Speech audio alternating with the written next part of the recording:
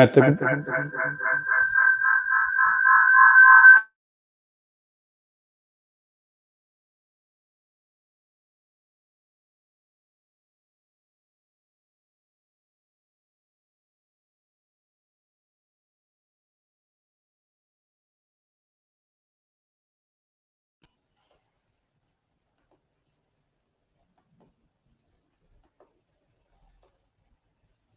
et je crois que c'est moi en plus.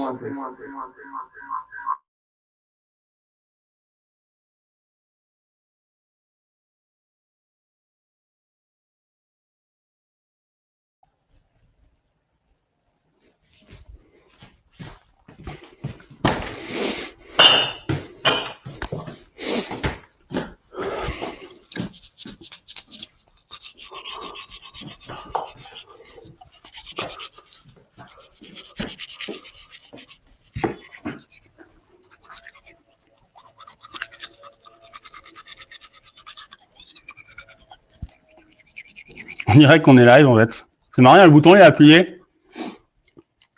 On dirait qu'on y est. Putain, on dirait vraiment qu'on y est, hein. Ah, je crois qu'on y est en fait. Et on est live, hein. Et on est live, les gars, hein. Voilà, il faut faire l'intro, hein. On est live. Ils sont où? Guys, we're live.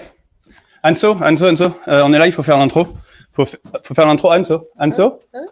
Oh my God. I think she's stuck. She's stuck in Gather Town. I need Clément. Clément, faut que tu me sauves. Faut faire l'intro. Allez. Clément is doing the intro. Clément? Hey guys. Great conference. No, don't do the intro. No, great conference. I'm done with it. See you in Cutting Edge 21 in Aix-en-Provence. Cheers. No, it's not over. It's not over. Don't listen to him. Okay, Max, President Max. Okay, we're good. Max, Max? Okay, bon, well, peut-être pas Max. Okay, well, you know what? I think I'm just gonna do it. All right. All right. Hello, everyone. Welcome to the fifth for last day of LiveMEEG. So those of you who stayed in Gathertown yesterday, like Robert and Susie, know that we had a live concert by Massilia High Five, and it was so good. It was really, really, really good. Maybe a little too good, as you can see. And you know what? What do they do? Drive you through the program? Okay. What day it is today? So we're gonna start with Maximilien, and then oh no, that's not the right day. Where? Friday? All right. So okay. Beyond the Seagull. Sounds like a Jack London's book. You know what? I'm not gonna do the introduction. I'm gonna let that to the chair, and I'm gonna mention a couple other things about Gathertown. Let me just let you know that it should stay open for a little while. So you can still go and visit the poster and the job board. We will also put a direct link to the website livemeeg2020.org to directly go to the job board. And also we had several requests about the t-shirts. So we did something. Let me share my screen. I don't know where it is. I'm going to share the whole thing and we'll see. So we made an online shop. Okay. And where it is. So I'm going to send you the link. And so we made some t-shirts. So we don't earn any money with that. It's just if you want to have like, I don't know, I want a black t-shirt like that. I'm a man. And then you can add it to cart. I love the contra version. All right, we'll send a link. Don't worry, you don't have to take notes. All the links, all the things, we're gonna send you an email by next week with all the important information. Last bit of information, we are 991 to attend the event throughout since the beginning of the week. So almost 1,000, perhaps 9 more today. And I think this is all what I wanna say, and I'm really gonna need some organizer here. Manu, Manu. Mm. Ouais, bah Manu, vas-y, hein. All right. Okay. Thank you, Adrien, for Ouais, picking thank me you. up. Yeah. Okay. Bye-bye. Hello, everyone. As you can see, the team worked hard lately. Worked for you, of course. Okay. So we are tackling the last session, in which we are going to speak about something that is a little bit different than the other day, maybe. We are going to taking a step back by thinking about research practices in the long run. To start with this, I'm going to welcome Daniele Schoen. Daniele studied cello at the Conservatory of Padova in Italy. He played in several ensemble, baroque, classical, and jazz. But Daniele is a researcher. And as a researcher, his topic of interest is to bridge actually his two passions, music and neuroscience, cognitive neuroscience. To do that, he started with a PhD in neuroscience, of course, and then he joined the Institute of System Neuroscience here in Marseille, where he is now the team leader of the Dynamics of Cognitive Processes group. So Daniele, you are more than welcome to join us on the stage for something a little bit more. I don't see you. Are you still there? No, I don't see you. Okay.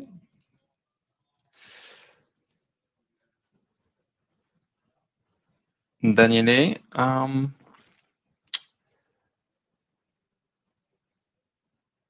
I hope you are going to relog soon, because we need you.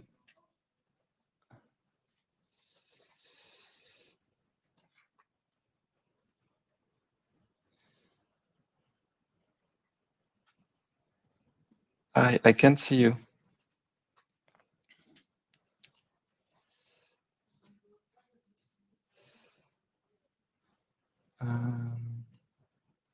Okay, thank you. Now you're on. Okay, here we go.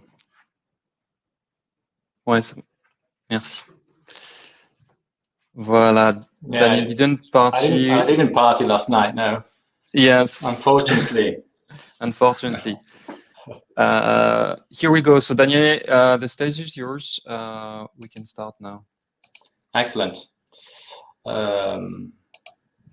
Yes, so I'm going to share my screen. Here you are. I hope that's right. And so thank you very much for this excellent initiative. I'm enjoying that, and also for inviting me. And my talk is not on the topic of my research, so I'm an amateur on what I'm going to tell you about, so be nice to me, please. But these topics I'm going to tell you about are been of greater interest for me in this last few years. And the topic is changes in scales in contemporary science. And I mean by scale here is not the Fahrenheit scale, like to measure temperature, but like the scale of a map that you put in your pocket if you were to go on a trek in the mountains on your back. And so my presentation will be in two parts. A short part with 3 examples of prose fictions on the idea of big scales. And I do this because I think that creativity deserves a better place in research, and I think this conference is a very good example of a lot of creative stuff going on off conference. And the second part, I will show some descriptors of how science has changed in the last century and decades. So let's go. And with the 3 examples, the first example is an example by a text of Lewis Carroll that I'm going to read to you here. What a useful thing a pocket map is, I remarked. That's another thing we've learned from your nation, said Manher. Map making, but we carried it much further than you. What do you consider the largest map that would be really useful? About 6 inches to the mile. Only 6 inches, exclaimed my herd. We very soon got to 6 yards to the mile. Then we tried 100 yards to the mile, and then came the grandest idea of all.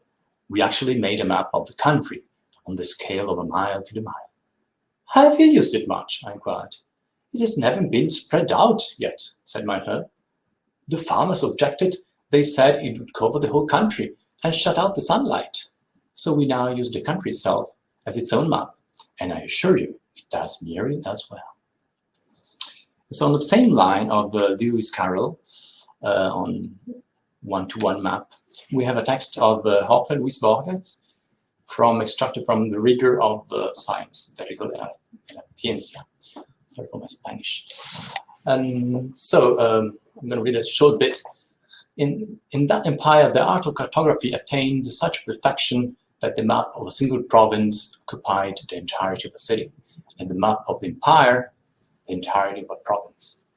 In time, those unconscionable maps no longer satisfied, and the cartographer guild struck a map of the empire whose size was that of the empire, and which coincided point for point with it. And it goes on. And these two texts inspired Umberto Eco, which you may know as a semiologist and Italian writer. I'm not going to read you the text of which is entitled On the Impossibility of Drawing a Map of the Empire on a Scale 1-to-1, but his conclusions, and mainly, of course, he's having fun, and but he's serious as well. Can be fun and serious at the same time. And so he says there are several problems, and between these problems there is an uncertainty principle problem. That is, once folded, the map may not represent the folded map, and may thus be unfaithful and useless. And then there is a paradox of the normal map, that when the map is installed, it does not describe the map over the territory. And so he concludes that every one-to-one map always reproduces the territory unfaithfully, and when the map is realized, the empire becomes unreproducible. So every one-to-one map of the empire decreases the end of the empire as such, and therefore is the map of a territory that is not an empire. Okay, so if we now replace the word empire with the word brain, this is what we get. Every one-to-one map always reproduces the network unfaithfully. At the moment of the map, the moment the map is realized, the brain becomes unreproducible. And every one-to-one map of the brain decreases the end of the brain as such, and therefore is the map of a territory that is not the brain. So, of course, all this may sound a bit awkward, but still it's not completely meaningless to me, and it's an interesting exercise, and it recalls me, at least, the simple but fundamental fact that we never study the brain, and we only study different representations of the brain. So this may seem a detail, but I don't think it is. But now let's get more serious and look at the scales used in science. And we can observe, for sciences in general, and neurosciences are no exception, I believe, an increase in the number of everything. Almost everything, I would say, but the good questions that still remain mostly the same, probably the same. So if you consider here, for example, the number of observations, neurosciences go from single cases to the big data obsession. We also, in terms of measurements, move from single signals or few measurements to many measurements. And now, of course, I'm sure there are good reasons to increase the number of Tesla and the number of channels in EEG or MEG. At the same time, quite often we can read publications with, for instance, a lot of channels and then just reporting statistics on a few electrodes or central electrodes. So I think that the good practice here would be to use precisely the measurements that we need to address in our questions. But the topic of my talk is deeper than that. And changes in scale go much deeper than just observation measurements. And some changes affect the very way we do science. And in 19th century, science, of course, was the prerogative of a few rich people, well-off people. And Darwin, he could take 30 years to publish on the origins of species. No problem for that. And Broca, he took 4 years to write an article describing his patient Le Borgne, and a few others. And in the plot here on your right, you can see the growth of the annual number of cytoreferences from 1650 to 2012 in the medical and health science field. And please note that the scale is a log scale, the y-axis, and that there is an impressive slope in recent years. And so today, we scientists, we published more than 2 million publications every year. This is equivalent to 150 years of publication in ancient times in just one single year. And this doubles every 8-9 years, more or less. And this gives rise to what people call the publishing paradox, that the more we publish, the less we know, if we compare that to the number of total publications. And publication rates can reach ridiculous cadences, bringing to the formulation of what we call the RIP, which is the reflexive ignorance paradox. That is, a given researcher, R, can be Rode, for instance, can read all the paper he publishes, and the more R publishes, the more the ignorance will increase. Okay. So,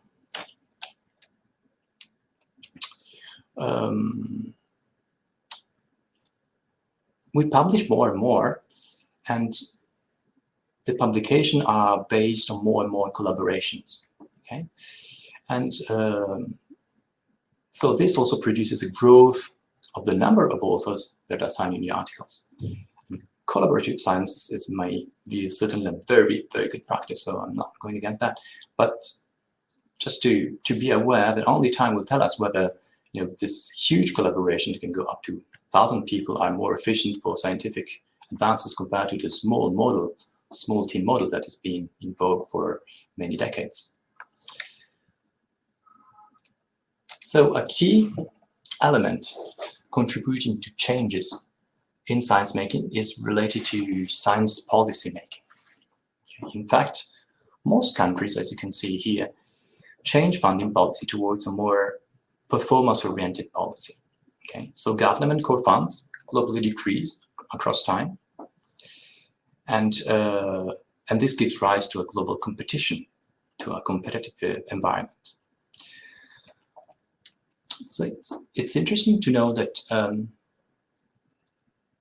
even though the policy funding dramatically changed across years, and especially in the last decades, the publication cost that is plotted here did not really change. So that means that the efficiency of the system didn't really change that much. And you can also notice here that a country like Denmark, which is here the squares, has a very low cost, so a very high efficiency, even though it is a country that did not really change towards a very competitive and strategy and policy. So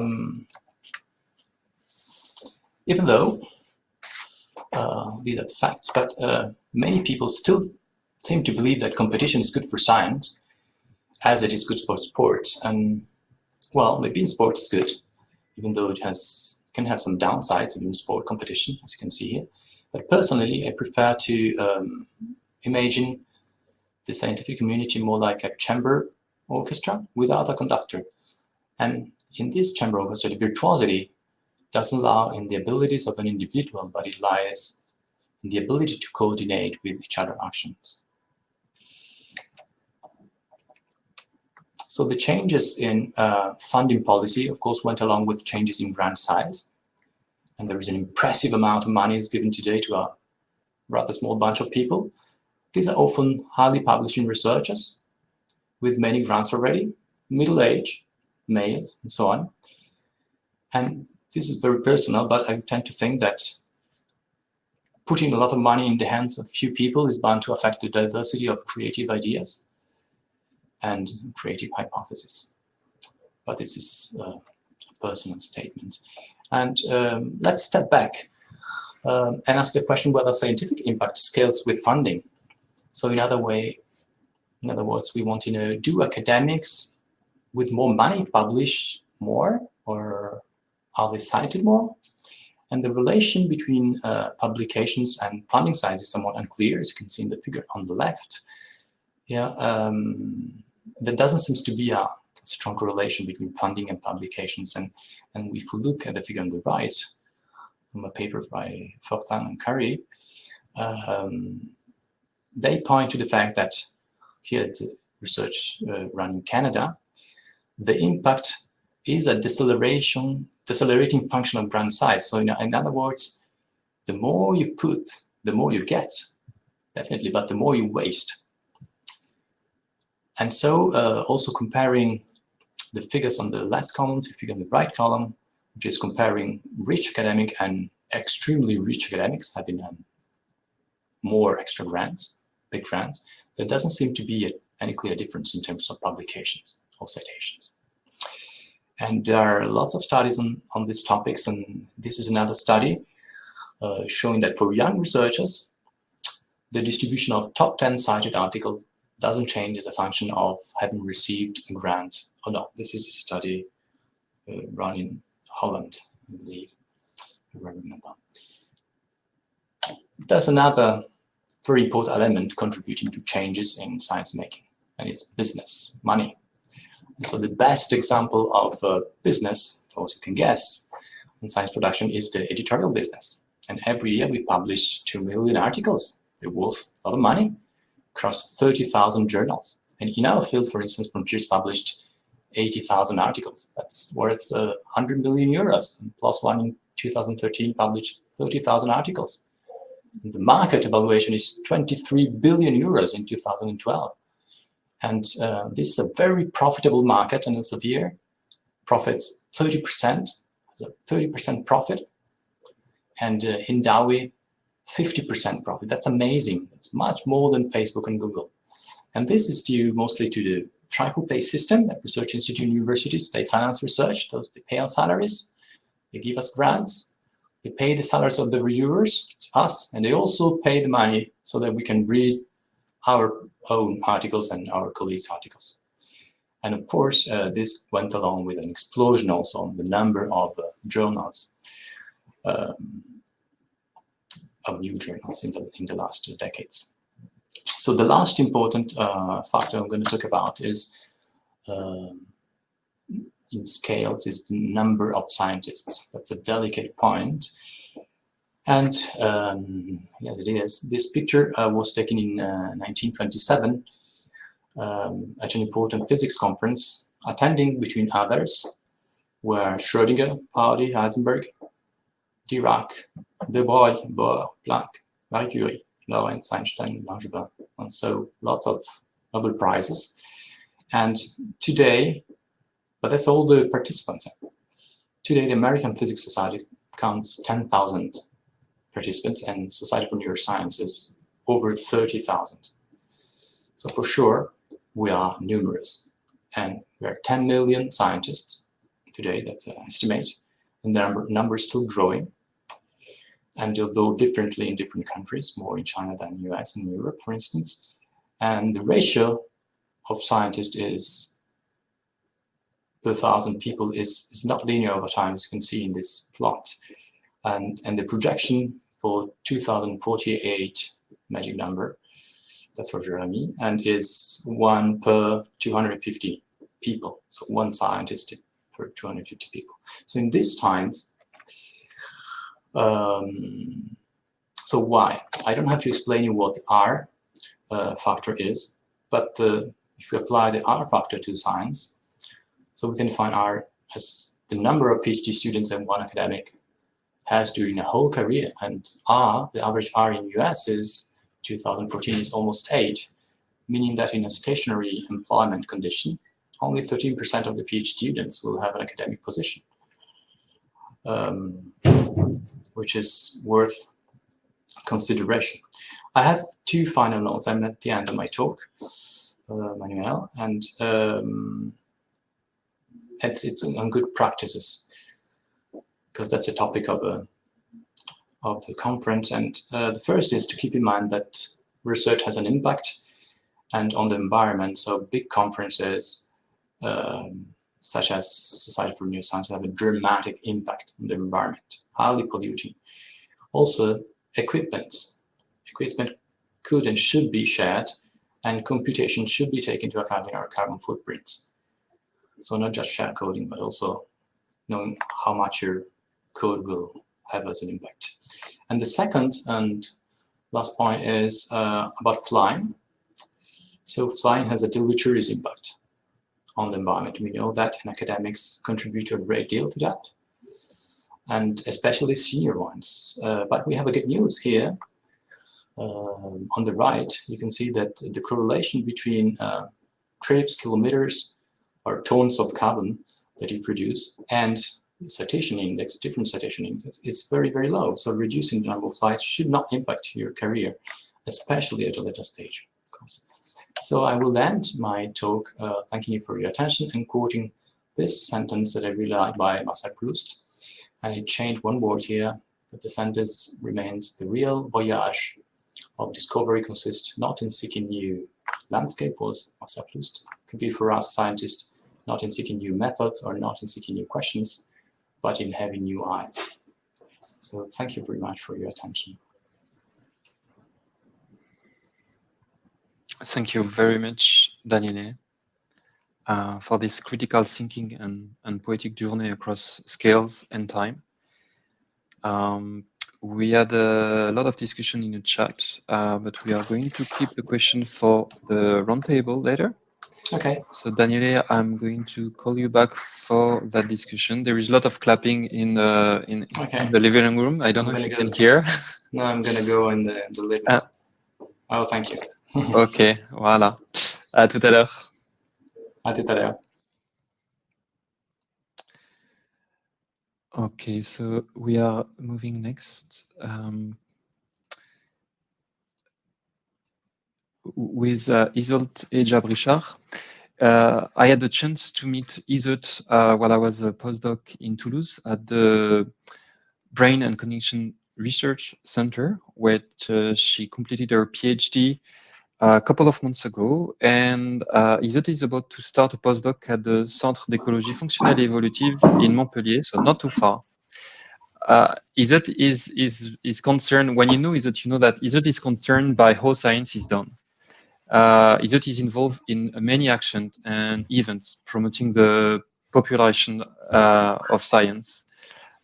She's extremely, I don't know, energetic. I must say that you helped me to understand the open science framework, so I'm really grateful for that. And you are full of energy. I wish to everyone to meet you at some point, because it's I mean, you're yeah, I miss you. Know that I'm in Marseille. Okay, I stopped here. I'm just going to finish by saying that you're part of a recently formed collective with other young researchers that is named Slopen Science. I don't know if with my accent, it must be awful for the true English speaker. But the goal of that group is to rethink our narrative. It's to mix like slow science and open science. But that's what you are going to tell us about with your talk, that is rethinking our narrative, the challenge of slow science. So if you can load your presentation, I'm going to disappear in the corner. And okay, I guess it's Friday. Yeah, Crowdcast is a little bit tired of us, so we have impromptu events. I can't find the. So above your head, you should see a menu. Right. With your screen. But then there's no my PDF. I can't find it. I'm not sure why. I'm gonna reopen it and sorry for the delay. Okay, you can reload the page if you like, and I will re-invite you.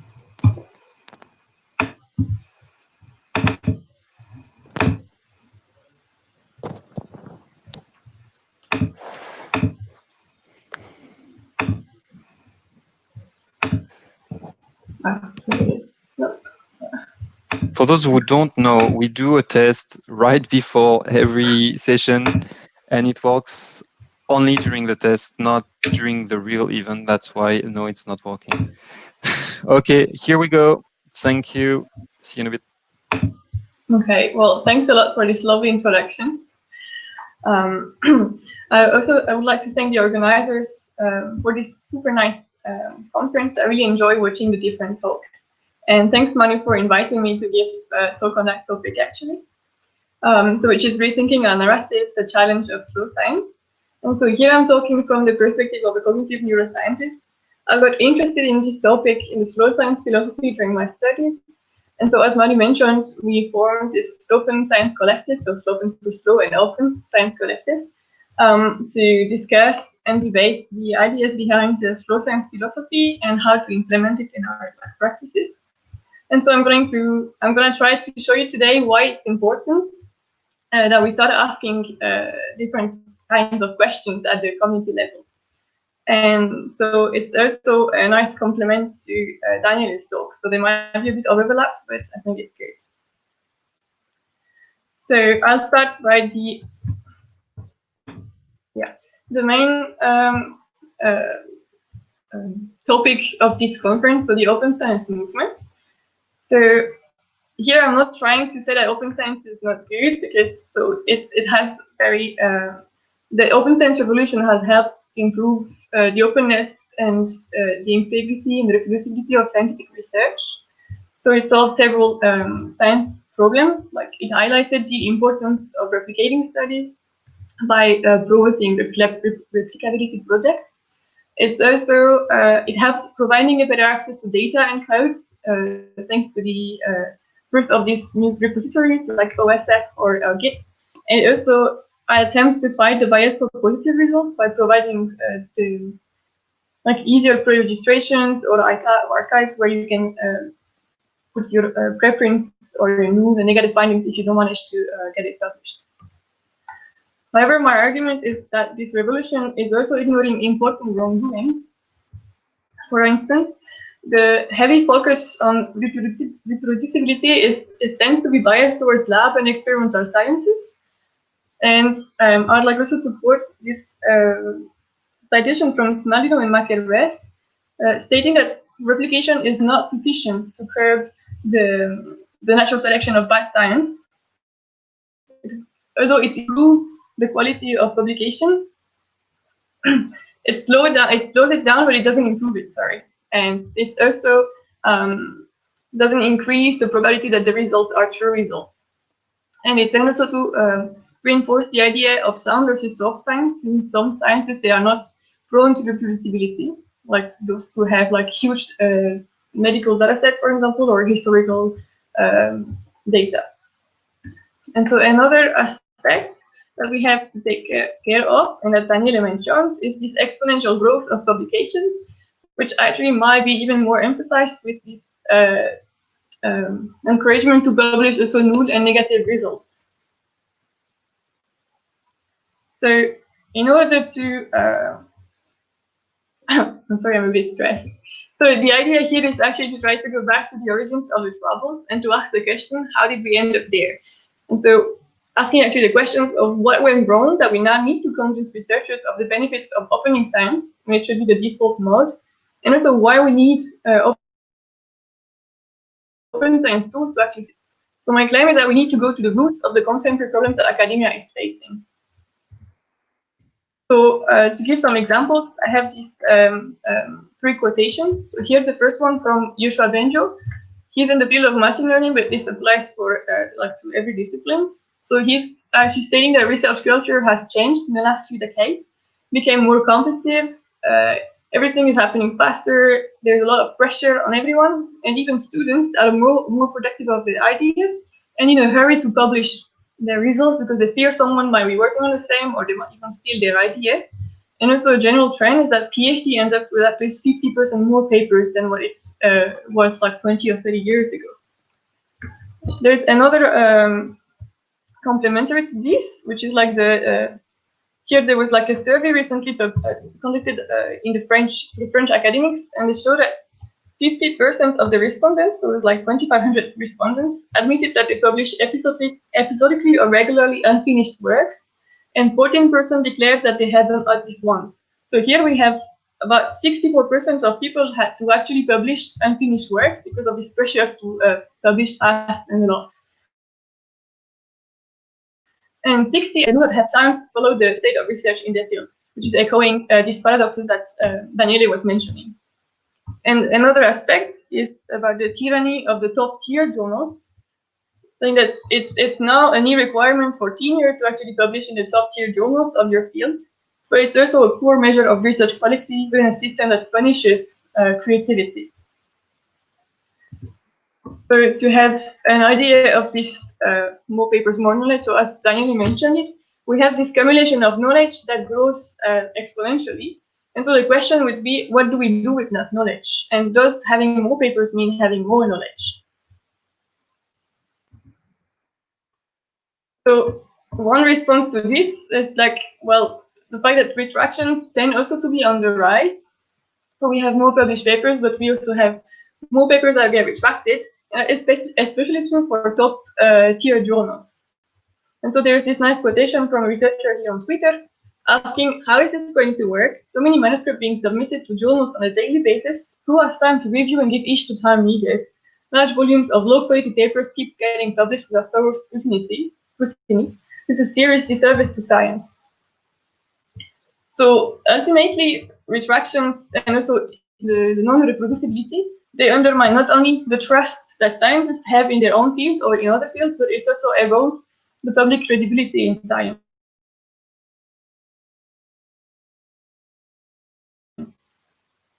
Summarize a bit the different things we have here. So we are in this publish or perish culture that favors competition over cooperation, and in which following the publication pace has become impossible, so we don't actually use the knowledge. We might need more meta-analysis, more reviews, and it's just like adding on the literature. And we also saw the consequences of the heavy use of metrics.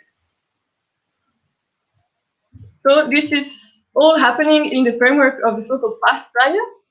So as mentioned, we have then this competition instead of cooperation. We have there are ways of gaming the system like hacking, p-hacking. There is this accumulation of publications, and all of this the quest for excellence with homogenized criteria, which relies on the heavy use of metrics. This is threatening. This is also threatening the peer reviewing system, and we have to be careful because at some point the peer reviewing system actually collapses. It might not be sustainable. It's not sustainable the way it is, and it's going to become worse. And another aspect of fast science that I'd like to emphasize here is also that we have those injunctions not to waste time, because we don't have time to lose now. We have to be fast at publishing and everything. And so we also have not enough time for questioning what we are doing, the relevance of our questions, and so on. And another aspect is also this idea of the ivory tower of science, which is a bit linked to the no time to waste and to ask fertile questions. Then that science is somehow seen as independent of the society. It should bring things to the society, but society should not challenge too much science. And here science is seen then as an authority. And this is a problem because I think we should really try to have more bilateral discussions with the public, still with this idea not to erode too much the public trust in science. So that's why I'm claiming that open science is hardly fixing academia, because open science is providing external reward, like additional external rewards, for example, incentives to open your research. You have new metrics, you have the badges. The problem is that open washing practices are also not necessarily addressed. So the European Union, for instance, they made it kind of compulsory to have open access, but we have the gold open access and the normal open access, and so you have a big difference in how much that costs. And this is not too much discussed. The how much space the publishers are actually playing in science policies. And finally, the publication-based research is not really challenged. So I'm going to quote this from Lancaster because I think it summarizes well what the problem is. That making science better is not just about creating better incentives, but it's a collective culture shift beyond viewing competition and individualistic success as the sole defining feature of science. So here I'm not saying that the open science movement is not useful, or that it's bad. It actually brought lots of collaborations and new collective frameworks, but it doesn't go far enough. And so that's why that's where I come with the philosophy of slow science. So you might have heard of slow science with this manifesto published about 10 years ago by a group of researchers in Berlin, when they're basically asking that they need time to think, to digest, to read, to fail, and that the problem of science now is that it's too fast. Well, the thing is that here they might have taken it a bit too extreme because in 10 years we haven't heard back from them. But so to give a better idea of what slow science, I will first start by saying what slow science is not. So it's not asking you to slow down your pace by limiting the number of publications or publishing one paper every 10 years. It's not a hippie alternative disconnected from society. And also importantly, it's not going back to an idealized golden age of science. So to better frame what slow science is about, I like to take the analogy with the slow food movement. So it's a movement that started in, I think, in the 80s in Italy, and where the idea is to envision a world where all people can access and enjoy food that is good for them, good for those who grow it, and good for the planet. And so this requires a comprehensive approach of the strong connections between the different actors behind the food process, like behind the plates, the planet, people, politics, and culture. It requires to preserve the local ecosystem, to respect the traditional and regional cuisine and the farming characteristics, and it has a focus on good quality, on food quality rather than quantity. And so what I also find interesting here is how globalization is seen as a process in which small and local farmers and food producers should be simultaneously protected from and included in the global food system. So the idea is not to step back and stay at the local level, but it's to accept that we are in a globalized system, and so to make consensus with this, like the small ones are not eaten by the big ones. And so if you transpose this to the slow science movement, well, it would be a world in which all people can access and enjoy science that is good for them, good for those who make it, and good for the planet.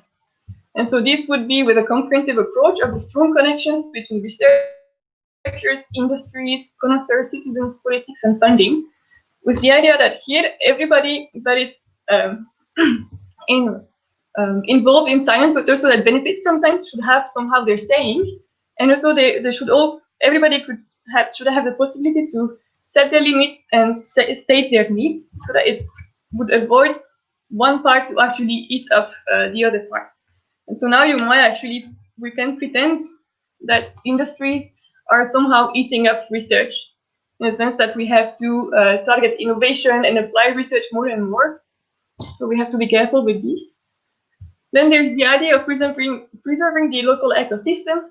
So we should respect the traditions and specificities that made the different disciplines. For example, there are different timescales and evaluation criteria, and so we should stop having those homogenized criteria instead, and try to respect more of the different specificities of these disciplines. And then the focus would be on research quality rather than quantity. And so here, the globalization, I would see it as a process in which small universities, less known researchers, less economically strong countries, researchers from minority, they are both protected from and included in the local academia. Because the globalization also it's totally positive. We are more interconnected. We have international collaborations. We have different perspectives, but also it can be negative. For example, countries that are less economically strong, they have a hard time waiting in the academic system. And one major problem that was also addressed by Daniela is that there is the concentration of resources in a few hands and a few labs, and so we should start asking ourselves how we can actually have fairer distributions of resources. And so what social science is about, well, primarily it's about developing a sustainable research practice, where you could ask questions at different levels. So at the systemic levels, you can ask, what kind of research do we want? How do we see academia in a couple of years or in a decade? How do we define the job of researcher? How do we assess the good value of a piece of research? And at a more individual level, what is the relevance of my question, of my study? What do I do with my knowledge? And so the core idea is that we don't have to fix academia, but we have to reform and rethink it. And so, and encouraging citation here from Chapman and collaborators, that ethics lies at the very heart of scientific endeavor about and discussing ethical matters. So we can build on that and extend its tradition to effective action on the way we construct our community.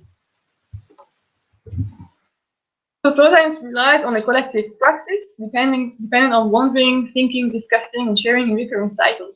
And these processes, they require time and space, where we can exercise our professional judgments, we can imagine alternatives, we can have critical playfulness, and we can expose ourselves to different perspectives and different ways of seeing the world.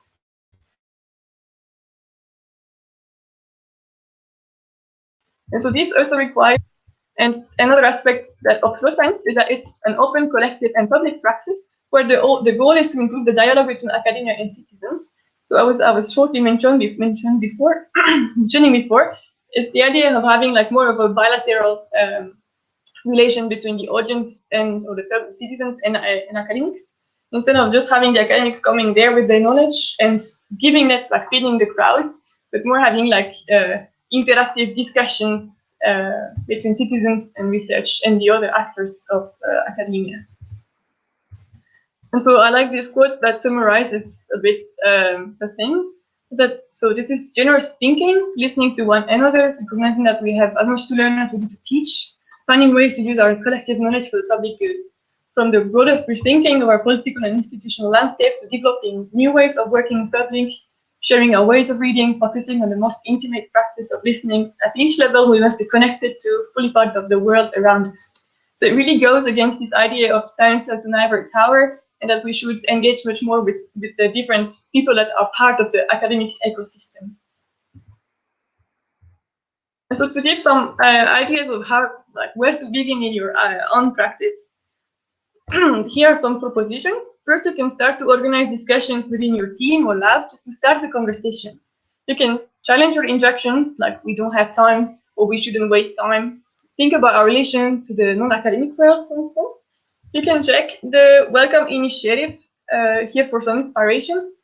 They have created cards to reimaging research, so you can organize cafe culture. I would recommend to check. This is really nice what they did. You can also simply be curious to other disciplines to broaden your perspectives. If you are an editor and to some extent also a reviewer, you can use a part to challenge top-tier journal publication criteria and to put like strong emphasis on the methodological aspects and statistical aspects to be sure it has a sound background and not just a fancy title or like a hot topic. You should definitely check the Declaration of Research Assessment, or DORA, where the objective is to put less weight on metrics in the processes of recruiting someone or giving funding. I mean, it has different demands to institutions and to publishers, so it's interesting to know about it. And you can explore and imagine alternative ways of doing science. For example, independent institutes, independent scholar, part-time researchers. These are also things, options to continue to do science. And so to build more on this last aspect, there is this paper from Lancaster and collaborators talking about how to challenge the pipeline narrative. So the idea here is that you have here the traditional scientific career pipeline. So you have your graduate studies and the postdoc, and when the ultimate goal is to secure a faculty position. The problem here is that we have much more graduate students than faculty positions, and so it seems that now I think it's only 8% of the postdoc who actually make it to a faculty position. So you have different way of actually fixing this. Either you can adjust the flow in the pipeline, so you limit the graduate students, the number of graduate students that can actually go like for the postdocs or whatever, you actually adjust the numbers. You can also adapt to the pipeline. And so then you will select for some kind of scientists that are ready to actually game the system or to be optimistic, who would jump on the hot topics, for example. I mean, yeah, okay. Or you can also find another pipeline. For example, you can go in industry, government, or NGOs. Or even better, you can actually think outside the pipeline. Because the problem is that framing solutions in terms of fixing the pipeline, you don't challenge the underlying carry structures. And so you can get inspiration for these existing initiatives and structures that actually try to think outside the pipeline and to challenge the way the pipeline is fixed or is like built. For instance, you have independence or non-traditional academic settings, like the IG-DOR, the Berlin Institute, or the PICOM. So they gather independent researchers, but also academic researchers, to build a network where you can actually collaborate. And you can also apply for fundings because they have this administrative status that allows you to apply for funding. So you can actually keep on doing research if you decide to leave the academia pipeline, for example. There is the Research Cooperative, which is like a social network dedicated to better academic, technical, and educational cooperation. You have this DORA initiative that I mentioned before to try to challenge a bit the way we overuse the metrics. And then there is this slow science group in Belgium, which is a consortium of postdocs and researchers in lots of different fields, actually trying to talk about slow science and also to implement it in their everyday life. And before finishing this talk, I'd like to acknowledge the Slope and Science Collective. So far, we are 5 researchers, and they really helped me develop my thinking on slow science and on the way we practice research. So you can follow us on Twitter if you're interested to discussing more of these topics. And with this reference slide, I'd like to emphasize the reading of this book from Isabel Stengers, who wrote a manifesto for slow science. That is very inspiring, and you should definitely have a look. And I put the French cover because here you have a sea monster, and this is maybe more accurate in a way that the slow science is more about fighting the sea monster that academia has begun rather than just being a slow snake. Voilà. I'd like to thank you for your attention, and sorry for being a bit so stressed. Thank you very much, Izzet. It was really interesting. Maybe some people are going to contact you to get the references or the links. Some links has been shared already in the chat, but I'm sure some people are going to ask you for some information. Robert is going to share your talk with his in his institute, so that's great. The idea of putting back science in society makes sense to me. Some people were discussing almost political aspect in the chat, so we'll go back to this during the roundtable. I'm now going to call for David, and I have to also tell you or tell everyone that during your talk, the number of attendees passed over 1,000 people. So I think they are opening the champagne next door, but I'm going to stay with you, and manage this last session. See you later. Is it? Hello, David. I'm glad to see you. So, David, for the few of the attendees that may not know you, you did your PhD at MIT, and then you moved around the USA, Europe, and even in Japan. You are now professor at the Department of Psychology at NYU and the director of the Max Planck Institute for Empirical Aesthetics. You study the brain basis of auditory processing, speech perception, and language comprehension, but today you are not going to talk about this precisely, but you are going to give us like a broader perspective on the point of view of a researcher with a brilliant career. So I let you go if you can share your screen. Okay, you guys can hear me, you can see me? Yes, everything. Let me see if the screen share works. This is always the exciting part. I have to thank you for your patience because Okay, do you guys I've have been a screen? struggling. Yes, it's perfect. Okay. Everything is good. Okay, everything is good? Yes, yes, everything is good. In that case, first of all, thank you very much for having me. It's a terrific idea for an event and a terrific event. Secondly, one of the downsides of this event that one can't actually be at this, what seems to have been an amazing party. I mean, a fantastic amount of hangover pictures, clapping, and just tired people. So, damn, the party sounded good. I wish, I'd love to talk more about the politics of this. I mean, I really enjoyed the last two presentations, and like Daniele, I think the kind of orgy of publication is sort of out of control. And I don't know how to actually fix that, but I know we have to fix it. And like Isert, I really like the idea of slow science because slow is good, slow food is good.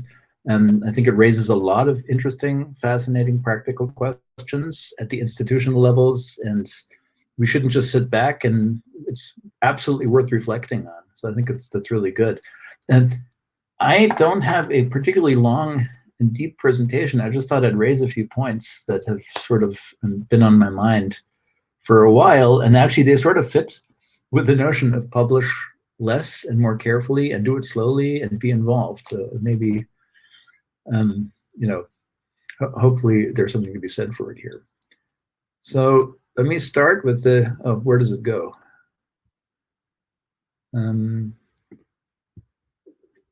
Next slide has to happen here, I guess. Okay.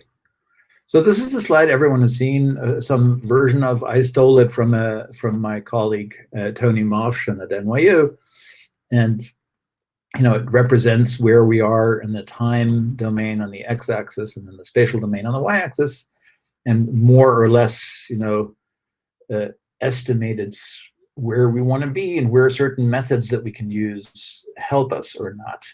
And there's a kind of implicit presupposition that you want to be in the lower left. You want to have really good temporal resolution and really good spatial resolution. And if that were true, we should all be patch clamping neurons in the human brain and so on. So it has those problems, but if you're a cognitive neuroscientist, you find yourself somewhere here, right? Now I'm impressed by this. I've sort of followed this along since I was in graduate school, and I think it's kind of amazing. And the fact that we can do stuff is just an incredible feat of engineering and cool. So if you look at this, for instance, this is a recent paper by Kevin Sitek and Farouk Gulban in eLife, just some studies of the human brainstem, the auditory brainstem, which is not as widely studied as the visual system, which has thousands and thousands of people worrying about V1s. But here, if you look on the left side, a very elegant histological reconstruction of the human brainstem. So, in the middle, you can see a fusion-weighted reconstruction of connectivity of the human brainstem. And on the right side, 7 Tesla acquired activation patterns in the cochlear nucleus, the superior olivary complex, the inferior colliculus, the medial geniculate nucleus, and so on. And the fact that you can do this at all is kind of fantastic, right? I mean, so we have cameras that more or less from the outside give us pictures, maps, and actually Daniela showed these pictures, which I'm going to show the same in a second. It still remains very impressive that you can do this at all, right? And this is unthinkable 30 years ago. So in that sense, making maps of this form is exciting. Now, we all know, because we're at an electrophysiology conference, that there are serious limitations. And I've always found very helpful this picture from an older paper by Nikos Logothetis, which is, imagine you just look at one voxel, right? So it's a 1 millimeter voxel, for instance.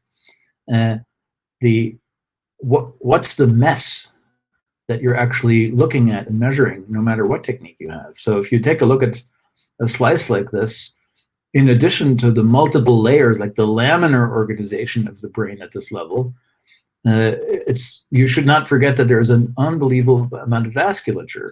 So if you look at the picture in the middle there, a slice of 1 by 1 millimeter has tens of thousands, perhaps 100,000 cells, but it's totally intermixed with microvasculature, different cell types, and so on. So that what we're looking at is a really complicated distal thing. It's extremely difficult to relate that to the kind of things we want to do. So I don't want to carry out about this, but I think it's important to remember, I'm a kind of self-hating neuroscientist. I always criticize everything we do, but it still is impressive, right? It's kind of amazing that you can do this and cool and beautiful. But in the end, we're interested in how minds and brains work. So as a kind of reminder to myself, and all of you know this, so we have these amazing spatial resolution of modern measurements, just terrific. And we make ever-increasing maps. I actually have in the middle there the same picture that Daniela had in this presentation, which is just a kind of, that picture became the cover of an issue of Neuron some years ago. I think it's very elegant. So we have the sense of the geography of the brain, and that's getting, really quite sophisticated. And we have, really, like, we use geographical terminology. There's local regions where, my personal favorite at the moment is the newly found Area 55B, which is, like a few years ago, Glasser in an interesting paper showed 180 different areas. And so there are regions, there are of course streams. My personal favorites, unsurprisingly, are the dorsal and ventral streams of the perception language system. Obviously hemispheres, networks. So we have an increasingly sophisticated and detailed understanding of the landscape, which is good. And we say, oh, we're not just looking at regions, we're more sophisticated, we're looking at networks of regions.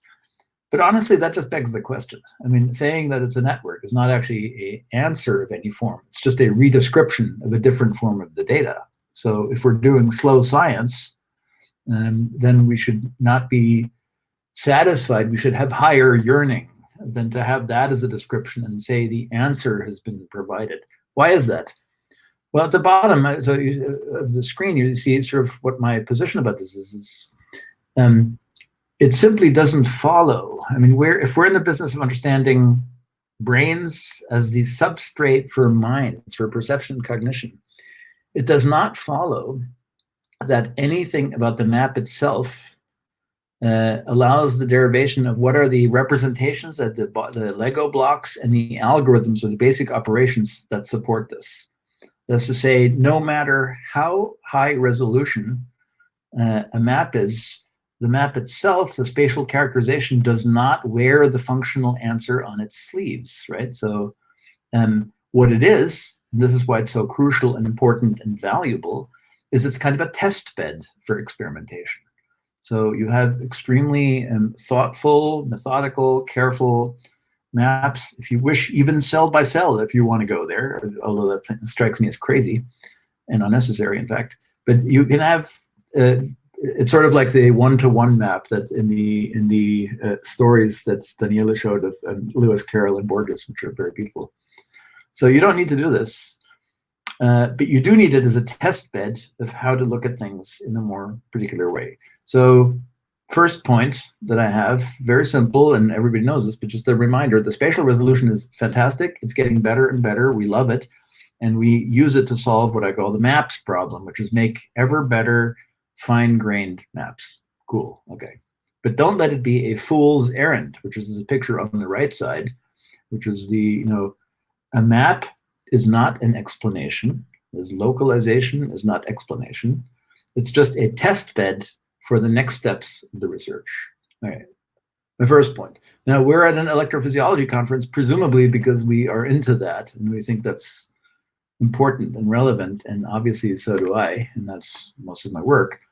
So there we have a slightly different game we play, right? So we have all the tools we like. We're using, whether it's MEG, EEG, as is mostly for this conference, ECOG, even maybe LFP or single unit recordings in certain surgical conditions for humans. But what we seem to care about is the fact that there's a toolbox that has certain properties. And what do we get out of that? Well, we get real-time data. Obviously, that's something we worry about. And therefore, with that kind of recording, the opportunity to characterize the dynamics of neural function at a time scale that actually is aligned with neural computation. Right? So that sort of matters if you're going to go down this path of trying to figure stuff out. And what I think I find quite important is that it's these methods ultimately allow you a more principled connection to ideas in cognitive psychology. And I'll come back to that in the end, because I actually think the best tools we still have are the thinking tool. That includes cognitive psychology. So we have, we have and celebrate all these different kinds of things we do. We measure, as I just put up some examples in the slide. So in the upper left is, we can characterize evoked responses at really, really high level of detail and resolution. We have things like auditory steady state responses, where you can follow, let's say, the main response of some driving frequency. You can even resolve, let's say, side bands of activity. If you have, AM, FM stimuli, you can get very detailed in the characterization. You can have spectral analysis of things like in the middle. You can have, if you want to go sort of a level higher to related to spatial interactions, the kind of stuff that was reviewed, I think, very ably in this paper by Siegel, Donner, and Engel a few years ago, what they called spectral fingerprints. So ostensibly, we like that because it has these attributes of the temporal structure is there, and we can characterize dynamics. This is all good. Now, here too, first of all, we celebrate it, right? So the temporal resolution is amazing, as it is, is obviously a function of the physics of these systems. And we have increasingly well organized models of dynamics. And what this has led to is some, let's say, a kind of temporal inventory of the brain. And I'm talking beyond levels of, let's say, spikes or something like that, or a local circuit. And so we have an inventory of things that we simply use as a sort of lens to study things. So maybe you're into an individual response. People can be obsessive about the N1. I was for many years obsessive about the N1. Or the mismatch negativity response, the N400. Maybe you're like into the high gamma band. Maybe you're into the low gamma band. Maybe you're obsessed with theta. Maybe you're obsessed with, some the P3B. It can be anything. We are beginning to understand regional dynamics of regions. We have exciting ideas about interareal coupling in the time domain, which is sort of the bread and butter of these things in many areas, vision and working memory and attention and speech and language as well. So the temporal inventory is helping us just in a way that's, I would say, one level better than the pure spatial inventory because of the partly because of the dynamics you can characterize, and partly because it actually has a systematic relationship, or can have, to the models of cognitive psychology, computational psychology, or the cognitive science in the broadest sense. However, there's the bad news, I think, is that very much like the spatial case, it does not follow that methods with temporal resolution allow you to deduce the representations and algorithms underlying or underwriting the mind and brain. It's just not true, right? So, and I think about that because I have, over my own, career, I keep making this mistake, right? So the word is to reify this thing, right? So we take these responses, take something like the N400, which is just an enormous literature, whether you're doing ECOG, EEG, MEG. We think of them as like natural kinds, right? So those are things that are an index of something. And that's been useful, of course, and you can use them as a kind of lens to unpack function, but it's very difficult to argue that this is actually a basic natural kind that you want. And I think of it, I do it all the time. I talk about stuff like that, I think about stuff like that, but it's just not right? So it reflects, these things reflect at some kind of distance a whole bunch of underlying things. And that's true whether you're talking about, a low gamma response or a mismatch negativity response. These things are, we record everything because everything ultimately is somehow in these evoked responses, or in these whatever aspect of the response it is. But we then attribute a kind of notion of that it's a building block that has a direct interpretation. And that too is simply not the case, right? So it's very hard so while I love the spatial temporal resolution of these methods, I have been over enthusiastic and interpreted them, I think, incorrectly over the years. Okay, so where does that leave us? Well, we want to be cooler, right? So now we have, so here's a figure from a paper by Jean-Remy King, Lord Williams, Chris Holgrove, a bunch of our friends, Jon, Dennis is on there, Alex, you know, and this is in the recent book, The Cognitive Neurosciences. And so we're excited about these ideas because we have the intuition that these new methods, decoding and encoding approaches, provide a putative link between neural activity or neural codes and mental representations, right? So you have some notion of what it means to do a encoding analysis. You're predicting, you know, one side from the other, a decoding analysis. You're ostensibly analyzing mental representation based on the neural code. And I think I'm very sympathetic to that. I think it's an exciting thing, even though, of course, it relies, in the words of, well, like in Daniela's presentation, it means we collect more and more and more and more data because we have more and more fancy technology. And so I do, so on the one hand, I'm impressed with these approaches because they have been a new way to think about stuff. On the other hand, they have a clear limitation. But just briefly to celebrate the directions in which a lot of this stuff has gone, I mean, you can see from this in that chapter, which I strongly recommend you take a look at, you know, all the different kind of carefully, methodically thought out and validated approaches to electrophysiological data that allow you to begin to have, you know, a grip on the thing. That being said, there is a kind of, it's not the case that this simply provides the answer, right? And that is because we simply talk the talk, but we can't walk the walk. Because the notion of mental representation is simply unspecified, right? It's just some representation. But what that in fact means in the context of the cognitive sciences, psychology, computation, whatever you want, is actually totally underspecified unless you make it explicit. That is, again, looking at a bunch of brain activity, and no matter how fancy your analysis is underdetermines the interpretation in terms of what the psychological, let's say it's something about perception, what it's going to be. So although I'm sort of, you know, highly enthusiastic about the approaches that are being championed and developed, and I don't think you get a buy. I don't think you're off the hook in the sense of having to be as specific as you can about the underlying cognitive science. So what I recommend, or what I've been thinking about is that what you don't, so we have excellent spatial resolution and we have excellent temporal resolution, but what we will continue to need, no matter how big your data set and how many fast scientists or slow scientists or part-time scientists, you will not get around a very careful analysis of the thing. No matter in which quadrant you are in, what we still are lacking is what I would call the conceptual resolution. So it's good to have high spatial resolution. It's even better to have high temporal resolution.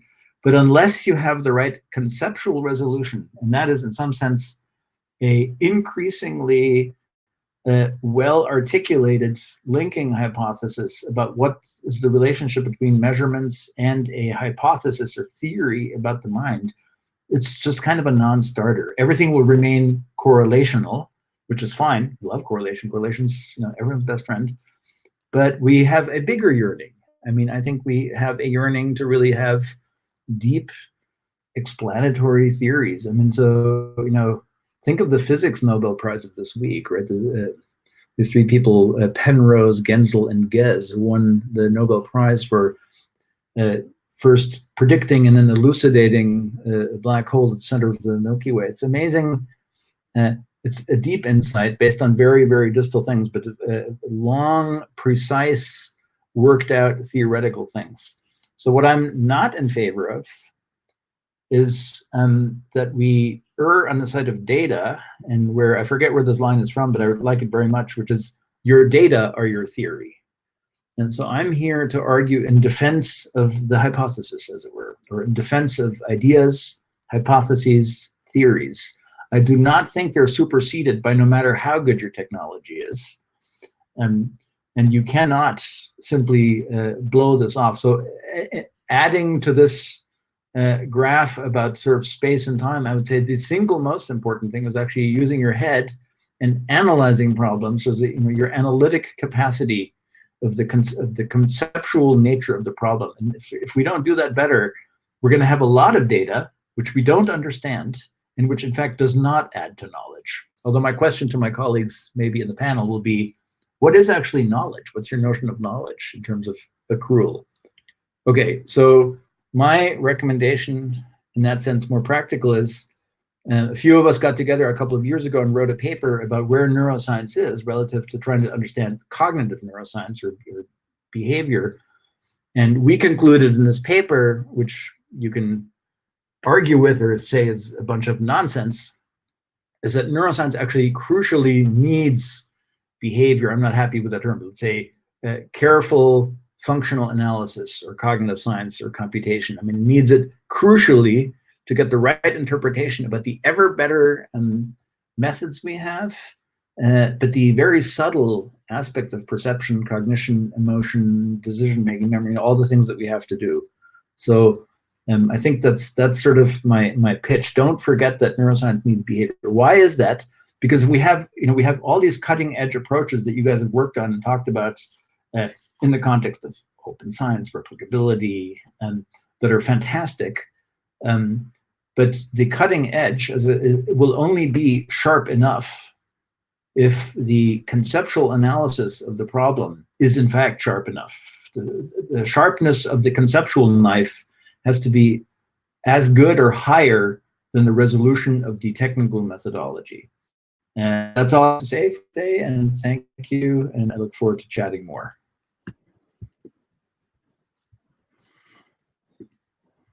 Thank you very much, David, for this talk. I think you like the discussion is going to be great. I'm going to call Daniele back on screen, and Isolde as well.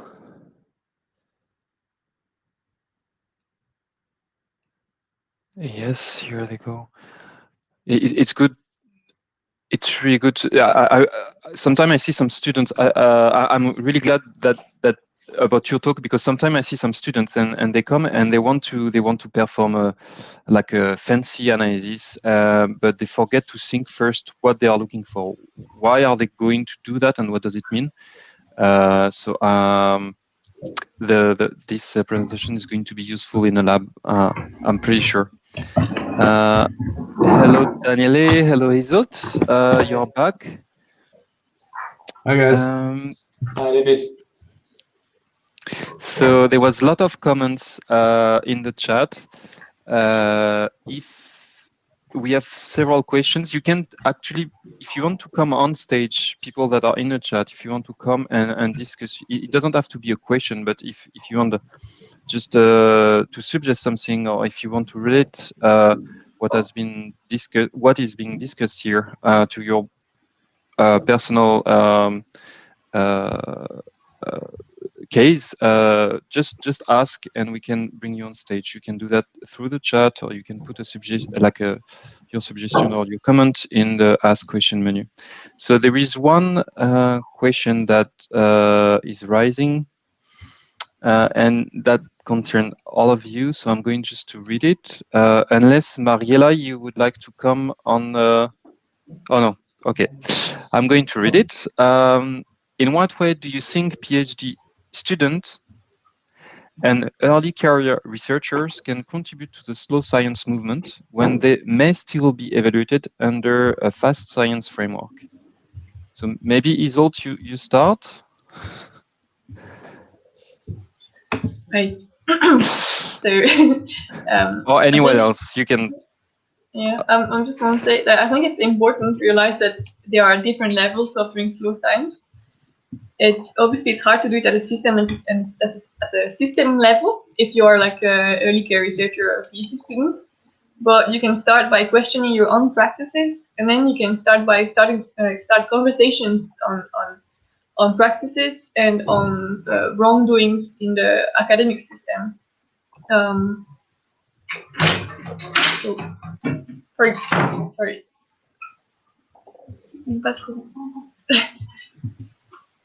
Sorry to interrupt it. And yeah, I think it's also important to realize that we can resist the imperatives of like going fast and everything. Slow science is not so much about the pace of discovery in science. It's not so much about going fast at discovering new things. It's more about the injunction and the imperative that we should not slow down to actually take time to think about this about our practices or about the relevance of our question. Not sure it's clear. May I add one thing? Sure. Yes, sure. Yeah.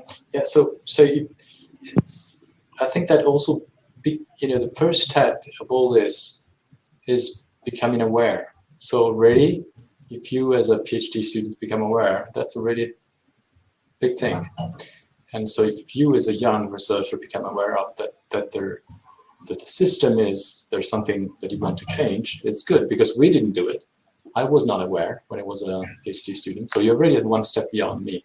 And the second thing I would say is that young generations can be surprising. If you look at the movement for environment by this girl, she's 16. She was 16 years old.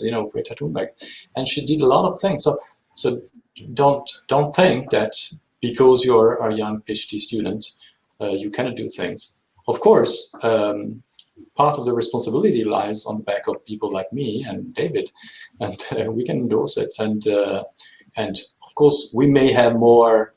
Certain people were saying in comments, more power. If you are editor of a journal, of course, you have more power to change certain more things. But that doesn't mean that that the young generation cannot play a major role. I think you have to play a major role, and we'll be with you. I speak for myself. I'm very sympathetic to this, but I think in the spirit of one of the slides that it has is think globally, act locally. I guess as a PhD student, as you start with your lab community and your friends, and I guess your PI, and you convince your PI that she should act that way, and that the people in your lab should be aware of these things. I agree with Daniela. Awareness is a big thing, but you have to endorse it and begin to live it.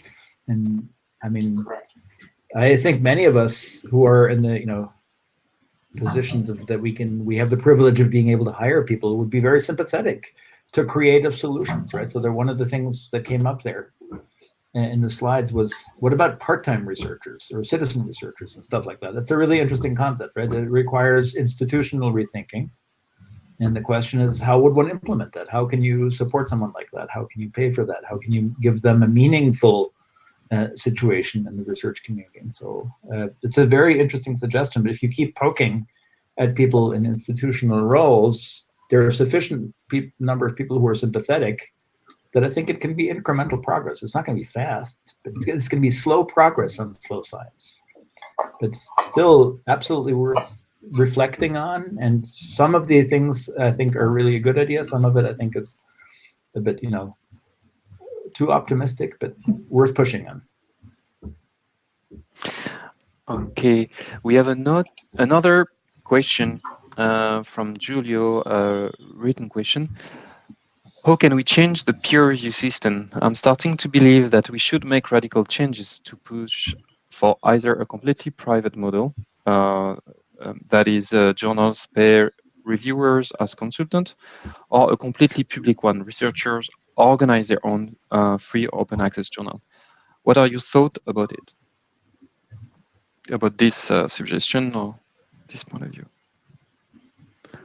I just want to say that they are already open with the second option on free and open access journals. Like there's this F1000 research initiative, but they actually used to also put the reviews.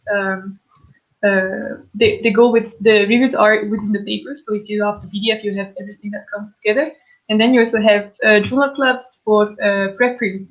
So the idea is that researchers that are interested in the topic take their time to actually give you a preference. So there are some alternatives to this system.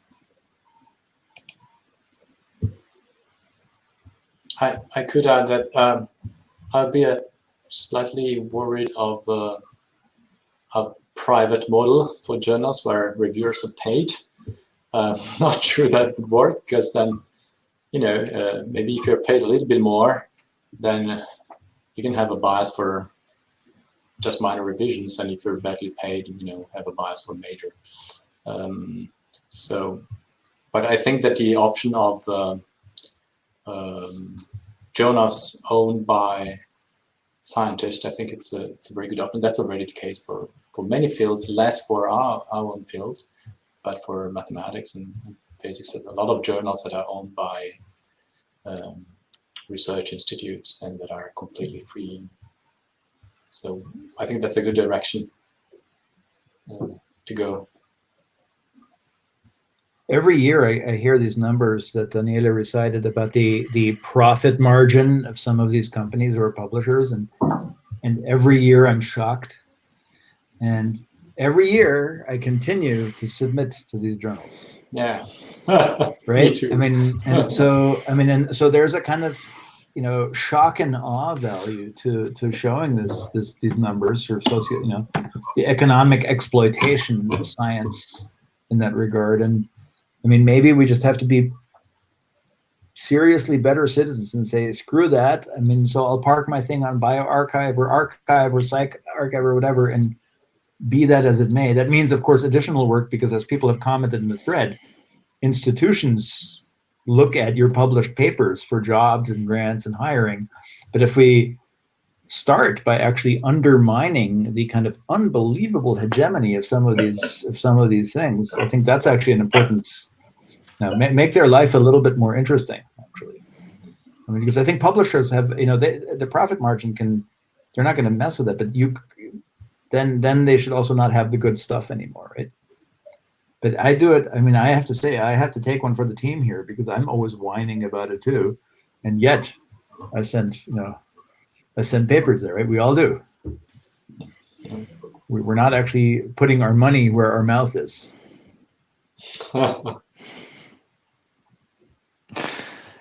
Thank you.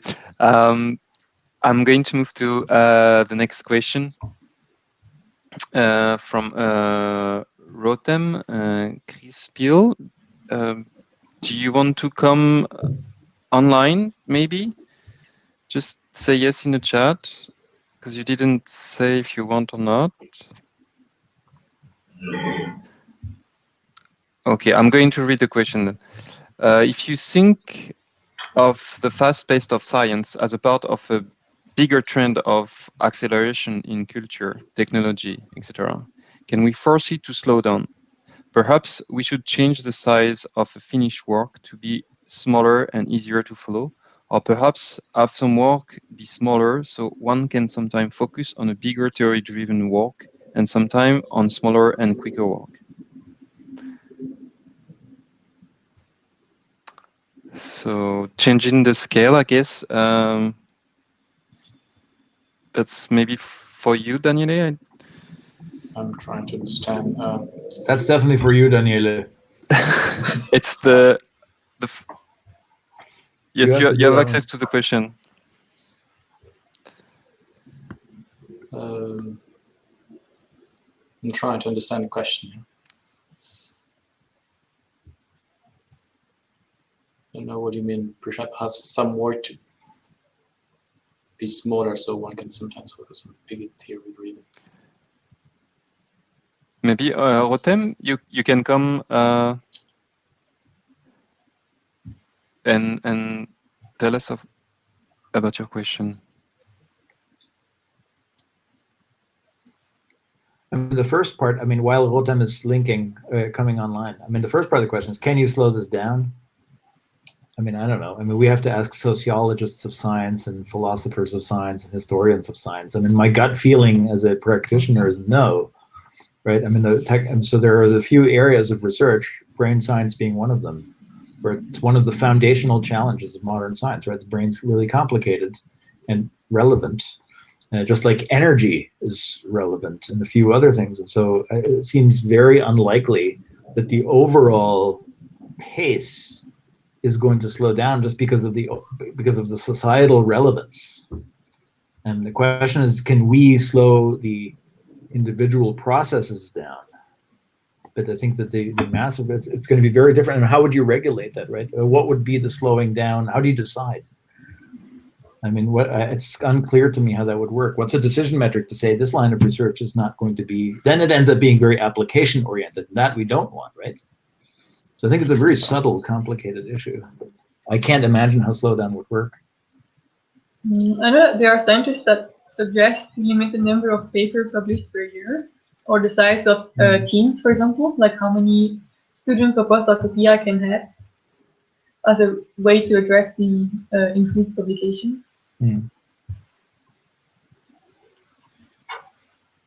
Yeah, I think that at the individual level, you can slow down. I mean, that's what I did personally. Then it's a personal choice, you know. You slow down and. Sorry. Here's Rotem now. You disappeared.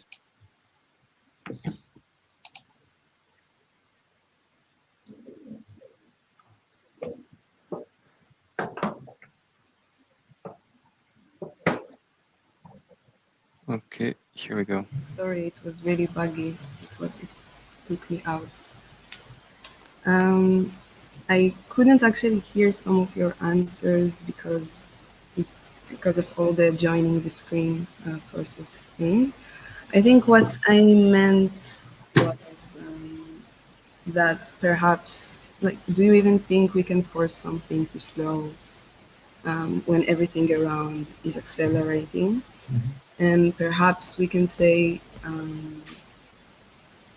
that we will allow work to be smaller in size and that it can grow in a pace that we can actually follow. We can actually go with the science and not, like, for example, have the common problem of students finishing a degree, and by the time they finish it, most of their information is irrelevant. In a way that can sometimes allow you to take a break and work on a bigger project, on a theory-driven project, after you have some very small publications behind you that allowed you to follow the pace and allowed everyone to follow the pace. And then perhaps you can also, it will be an easier job organizing such works in archives or in databases because of their size. And then you can actually follow them without actually following each one. I hope that maybe I hope I was clear enough.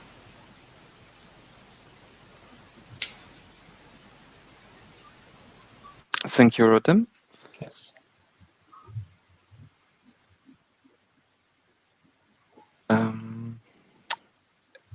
Anyone wants to follow on this? But I guess the idea behind is to still be able to have publications, because this is what is required, right? So you would have, like, fast to conduct research experiments that you can publish fast, and then on the side you would, like, spend time working on a bigger project to make bigger advances. But I think it's still not addressing the problem that we need a minimum number of publications at different stages of your career. And so maybe this is where the problem actually, that problem that should be addressed, and not trying to game the system in having different types of publications.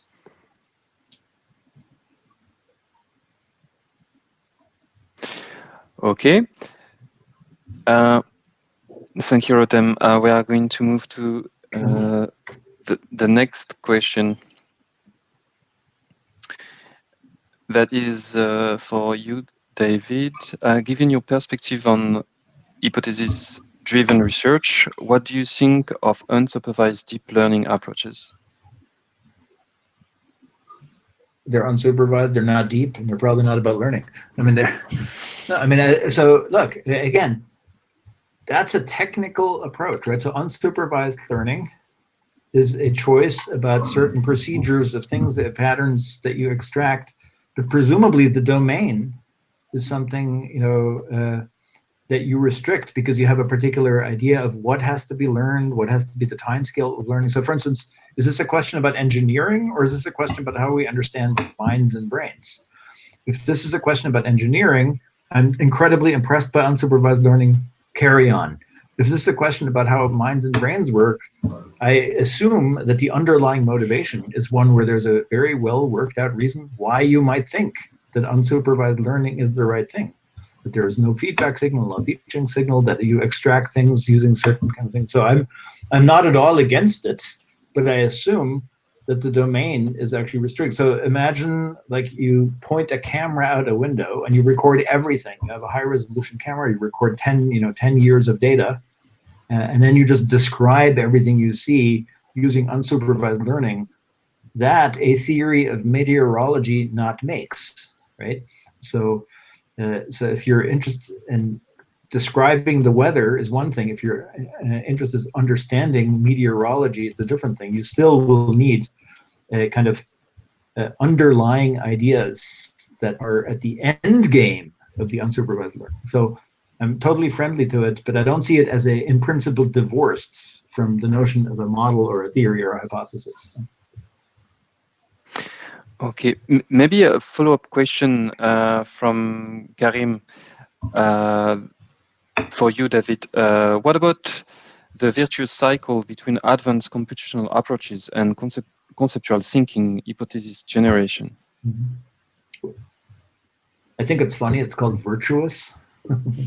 Virtuous? It's like, but yes. I mean, Karim raises a good point. I mean, there's again, is that a problem or is that a feature? You know, I mean, is this the cyclicity of this part of, you know, in terms of the history of science, of incremental progress? I mean, is it just ratcheting up stuff? And then you're sort of, you know, is it all circular, or is it really just, is there a sense of incrementalism? And that's this, you know, this virtual synergy is actually leading to refinements in both things. So I'm interested definitely in how different, you know, theories from different ideas belong together and how they sort of reshape each other's infrastructure. In that sense, I don't think it's a sort of, let's say, theory epilepsy, where it just goes like crazy, but it can be, you know, incrementally systematic or something like that. So it's a good, but it's a fair question, because, like, yeah, there can be this kind of virtuous cyclicity. I think it's a good, you know, good thing to be aware of. I agree with that concern. Okay. We have a question from Matthew Belmonte. Have the ideas of social science found especially take up in the basic sciences of clinical disorder and conditions? Or if not, should they? As a notice scientist and a notice family member, I've seen many studies that advance scientific careers are not autistic lives.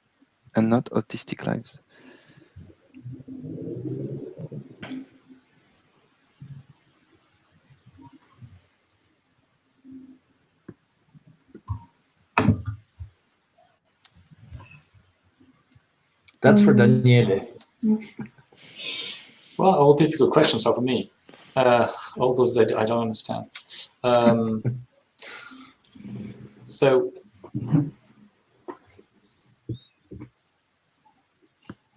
maybe I'm not sure that what you mean is bridging science to society. That's something like Izzat was talking about in a way. And so you've seen many studies that advance scientific careers, but not artistic lives. And well, you know, that's I'm not sure, you know, most studies in psychiatry advance scientific careers and don't advance the lives of the patients, and that may be true as well for lots of pathology. You know, therapies for epilepsy have not changed. You know, drugs for epilepsy and psychiatry have not changed for the last 20 years, I think. So I don't think it's a strong argument, but the important point I think that was making is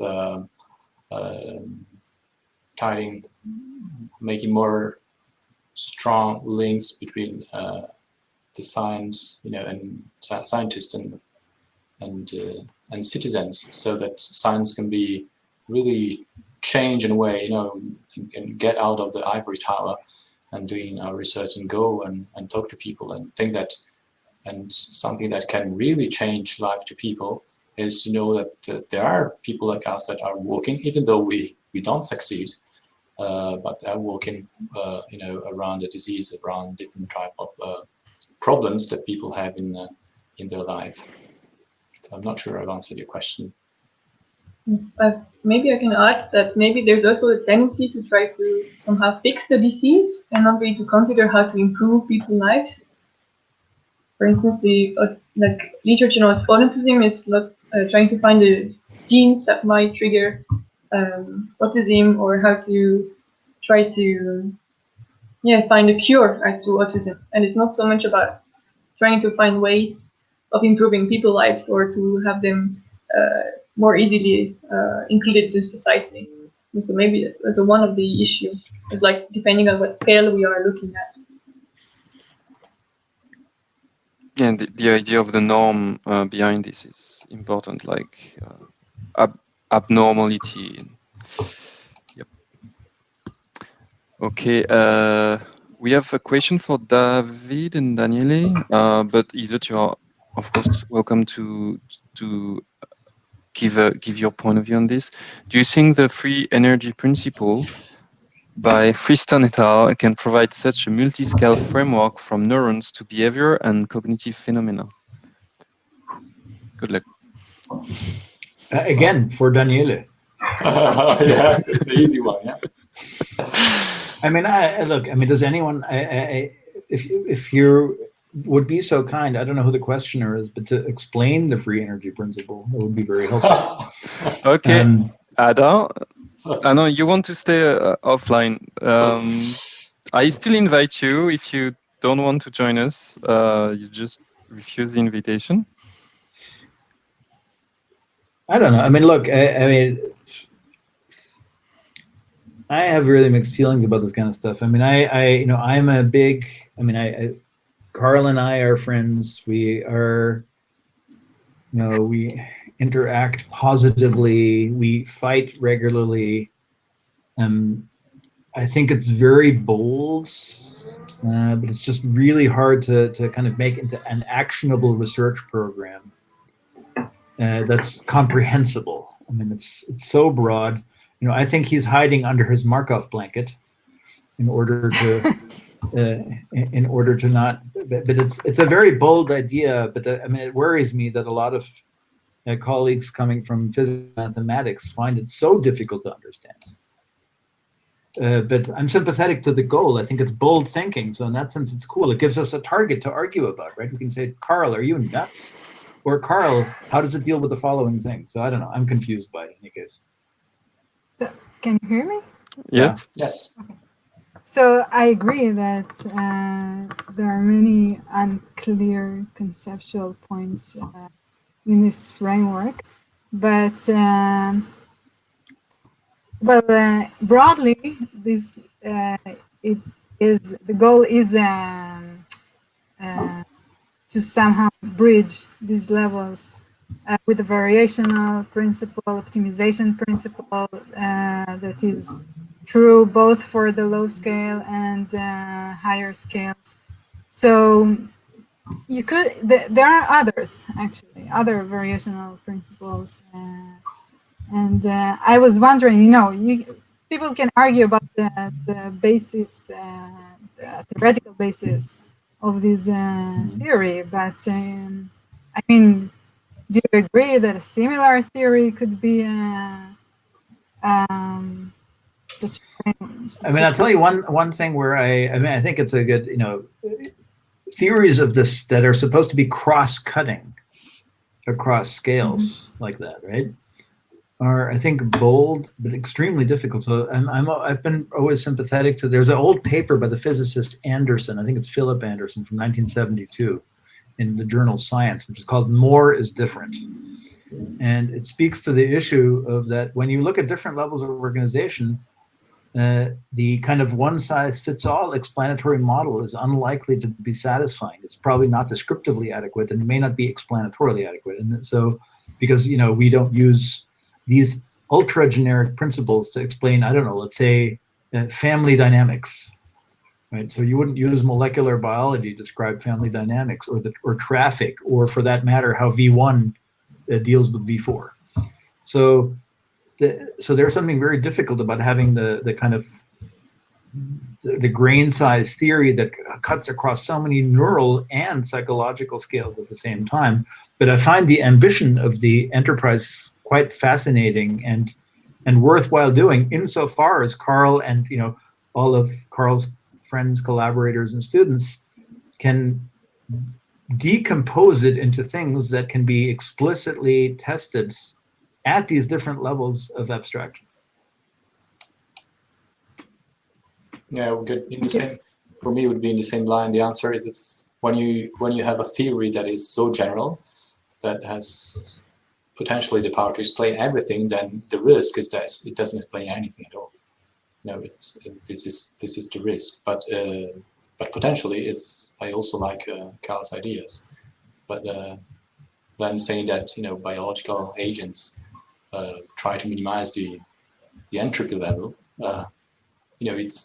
It's too general. You can truly you can explain everything and nothing at all. So you have to cut it down to more precise points and to more clear predictions,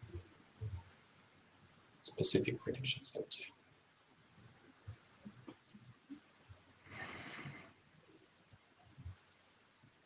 Okay, Adar is gone, so I guess we are going to continue with another question.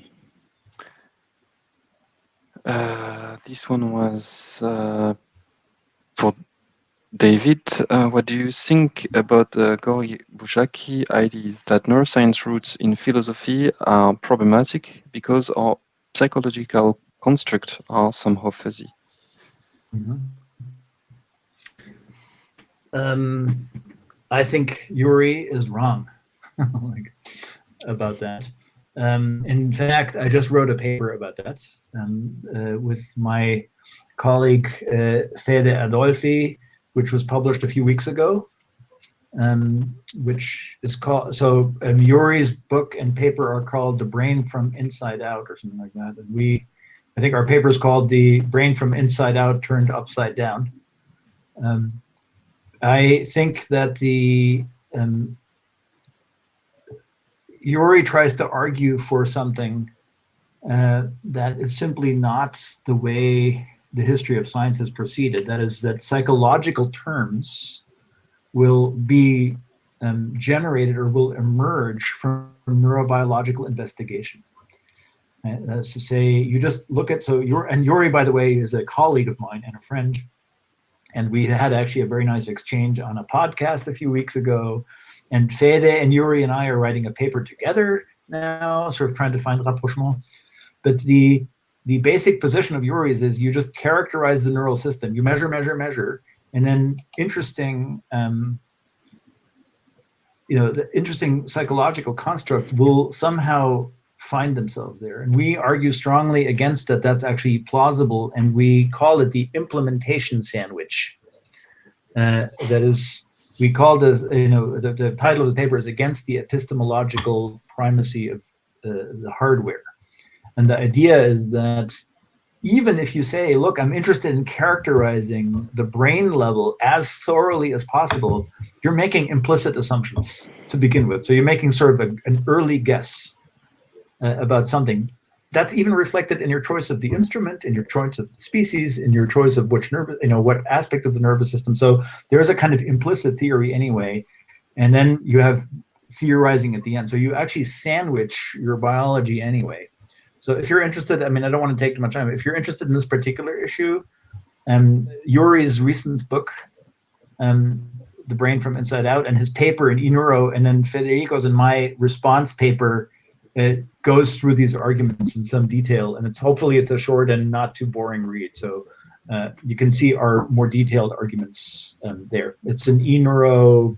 The link is in the chat. Yeah, we put the link in the chat. All right, cool. Yeah. Okay. So that's hopefully there's a more detailed explanation there. Thank you.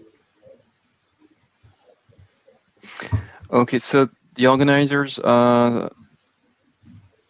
they didn't finish the bottle of champagne, so we have a little bit more time. If you one last cup, and we have to go. Okay, so one last question to everyone.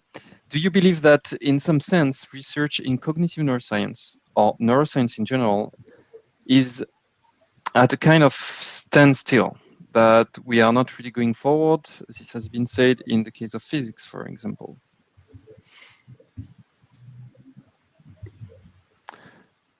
I like the way everyone is taking the time to reflect. I think it's just perfect. I mean, my response is yes. I mean, I think that we're Good. actually not. So I mean, this is a little bit nihilist, but I think we're. That's why I'm also sort of a little bit sympathetic to Carl Friston's approach, because we are data rich and theory poor, and we may be looking at the wrong things altogether. To say we might actually need some serious conceptual change in neuroscience. It's not clear that we're doing the right thing, right? So remember, we are, you know, we make certain assumptions of what are the sort of elementary particles of neuroscience as if those were the functionally relevant ones. Like, you know, the neuron doctrine, which is from, you know, the beginning of the 20th century, is very useful in a sort of biological sense, but it's not clear that that's sort of the unit of function that's relevant. I mean, we just have adopted all these things. Maybe they're right, and maybe they're not. And basically what students should be doing is reading only old stuff. So I think it's not something I'm proud, but graduate students should only read literature, but, you know, up to, let's say, 1950 or something like that, or 1970s, and old stuff, because the papers were fewer and better, and they were actually better written. They were just better. And so, and then kind of go into with fresh ideas, because we're neuroscience, to me, seems stuck in a kind of descriptive loop. We're just describing at a finer and finer rate. We're making maps, but we don't seem to be actually understanding anything, right? So like the kind of stuff I work on, right? So kind of more in the language domain. I mean, we do not understand how a word, which is like the basic thing in your head, right, or a morpheme, is actually lives in your head. I mean, you have like 100,000 of these, and we do not know how information is stored. I mean, what the hell is that? That's terrible. I mean, that's embarrassing. We have, you know, hundreds of thousands of careers working on synaptic plasticity and memory, and you can't tell me anything about how memory works. It's shamefully bad. So we must be doing something wrong.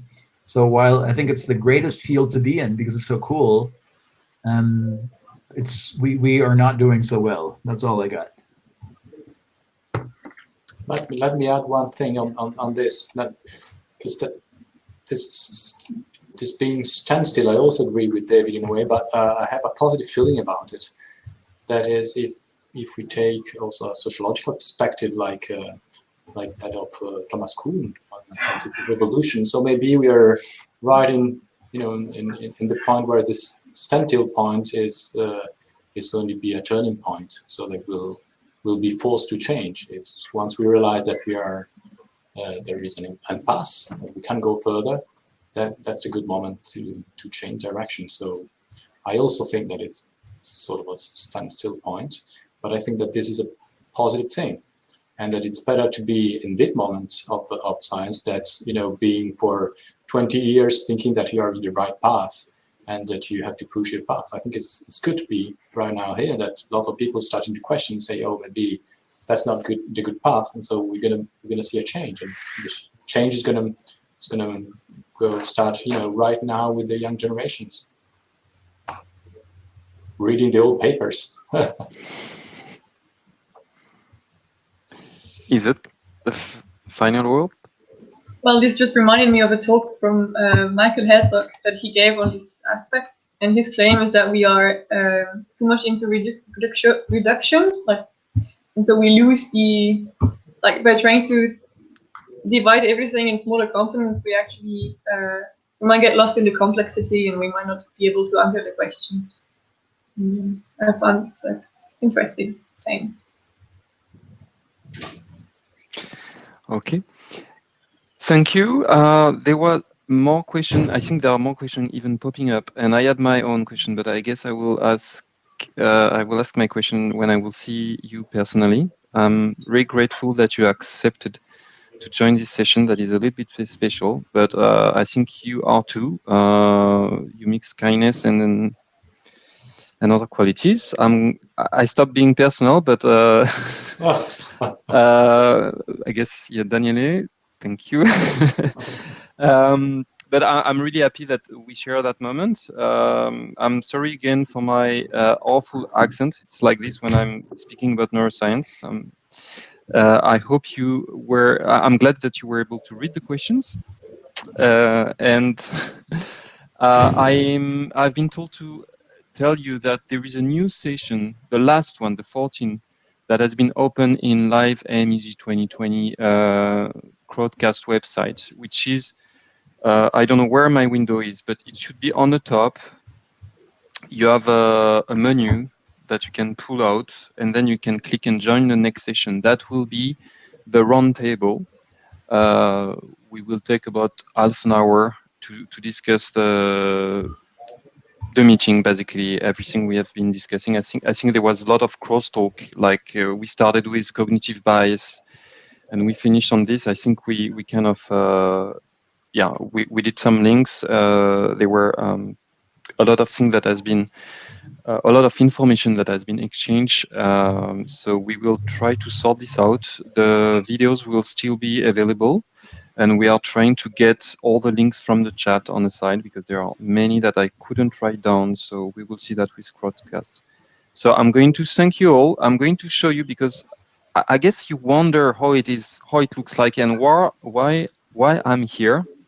What is this? Like, seriously, what is this? Like, I think I show you on Monday the view. So this is the view, okay, which is nice.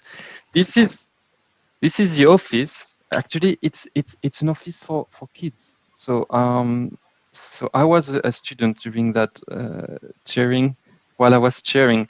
And why is this? It's because here I gave my talk early on the one of the cutest bedroom for a kid, where Adrien, the coordinator, was sleeping.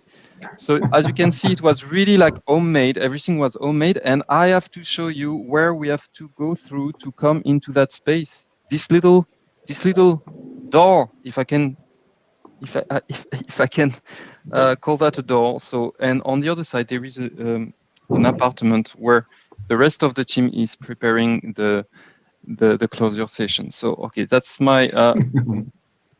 Pardon? That's cool. Okay, everyone is waiting for you. So thank you again, and see you on the other side of the mirror. Thank you very much. Goodbye. Thank you. Thank you. Bye. Thank you. Bye. Nice Bye. to see you all. Take care. Bye.